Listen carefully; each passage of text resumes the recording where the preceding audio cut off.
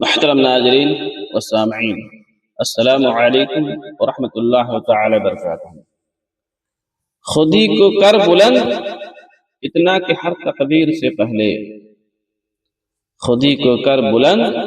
اتنا کہ ہر تقدیر سے پہلے، خدا بندے سے خود پوچھے بتا تیری رضا کیا ہے، خدا بندے سے خود پوچھے بتا تیری رضا کیا ہے۔ محترم ناظرین، بندہ اللہ کے حفظ و امان میں، بندہ اللہ کے حفظ و امان میں کیسے؟ جب انسان رب کے مقرر کردہ وقت، جب انسان رب کے مقرر کردہ فرض نماز کی حفاظت کرے، رب تعالیٰ اس کی حفاظت فرمائے گا، یعنی وقت پر نماز پڑھے۔ رب تعالیٰ ارشاد فرماتا ہے فَاذْكُرُونِي اذکرکم، قرآن کریم کی آیت ہے فَاذْكُرُونِي اذکرکم، تم مجھے یاد کرو میں تمہارا چرچا کروں گا۔ کون کہہ رہا ہے؟ اللہ کہہ رہا ہے کہ تم مجھے یاد کرو میں تمہارا چرچا کروں گا۔ صحیح مرفوع حدیث شریف میں ہے کہ حضور سید الشافعین رحمۃ للعالمین صلی اللہ علیہ وسلم نے حضرت عبداللہ بن عباس رضی اللہ تعالیٰ عنہ نے ارشاد فرمایا احفظ اللہ یحفظک، احفظ اللہ تجدہ امامک،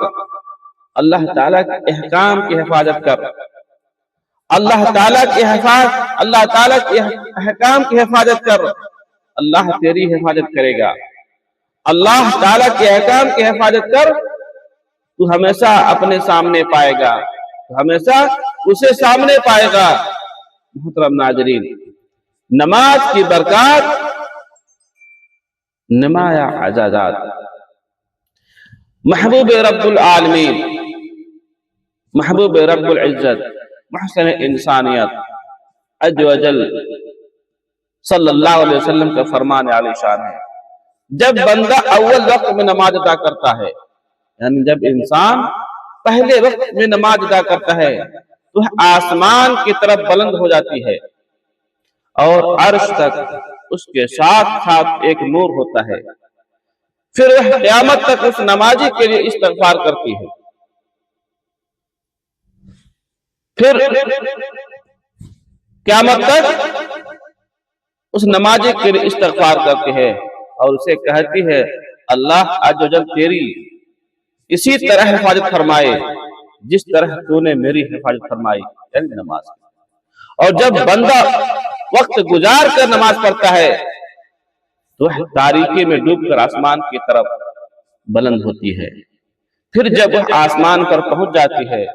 تو بوسیدہ کپڑے میں لپیٹ کر اس نمازی کے منہ پر مار دی جاتی ہے۔ جنت میں عزت افزائی، ارشاد باری تعالیٰ والذین هم عن صلاتهم یحافظون اولئک فی جنات مکرمون، وہ لوگ جو اپنی نمازوں کی حفاظت کرتے ہیں، یہی وہ لوگ ہیں جو جنتوں میں معزز و مکرم ہوں گے۔ سبحان اللہ، جنت بھی ملے اور عزت بھی، جنت بھی ملے اور عزت بھی۔ جنت میں کیا کچھ نہیں، جنت میں کیا کچھ نہیں، جنت میں کیا کچھ نہیں، عزت ہے تو جنت میں، رفعت ہے تو جنت میں، راحت ہے تو جنت میں، نعمت ہے تو جنت میں، انعام ہے تو جنت میں، سلام ہے تو جنت میں، قرار ہے تو جنت میں، پیار ہے تو جنت میں۔ نمازی بنیے اور جنت پانے کی کوشش کیجیے، پنج وقتہ نمازی بنیے اور پنج وقتہ نمازی بنیے اور جنت پانے کی کوشش کریے۔ جنت میں غلمان ہے، جنت میں رب کے مہمان ہیں، جنت میں انبیاء ہیں، جنت میں صلحاء ہیں، جنت میں اولیاء ہیں، جنت میں خدا کا دیدار ہے، جنت میں مصطفیٰ کا پیار ہے۔ نماز کی اہمیت، کلمہ طیبہ کے بعد سب سے پہلا حق جو مسلمانوں پر عائد ہوتا ہے وہ 5 وقت کی نماز ہے۔ حالت نماز میں نمازی دونوں ہاتھ باندھ کر اللہ تعالیٰ کی عظمت کا اظہار کرتا ہے، اللہ تبارک تعالیٰ کا بڑائی بیان کرتا ہے، پھر جھک جاتا ہے، اپنا سر زمین پر رکھ دیتا ہے، اس کی کبریائی کا اقرار کرتا ہے، تسبیحات پڑھتا ہے، قرآن کی تلاوت کرتا ہے، امت مسلمہ کے لیے خیر و برکت کے دعائیں مانگتا ہے، اللہ کے منع کردہ احکامات سے رکا رہتا ہے، مسجد میں حاضر ہو کر اعتکاف کی سعادت حاصل کرتا ہے، کعبہ کی طرف منہ کر کے حج کی یاد تازہ کرتا ہے، دوران نماز کھانے پینے سے رک کر روزے کی چاشنی حاصل کرتا ہے، ظاہری و باطنی طہارت سے اللہ کے حضور حاضر ہوتا ہے، نماز میں اپنی خدا خوفی کا اظہار کرتا ہے، نتیجتاً اللہ اس سے پیار کرتا ہے۔ قرآن کریم نے ابجد کی تکمیل اور ترفیع کے لیے مختلف احکامات و ہدایت دی ہے اور عبادات کے مختلف مدارج و اصول بیان کیے ہیں جو اپنی جگہ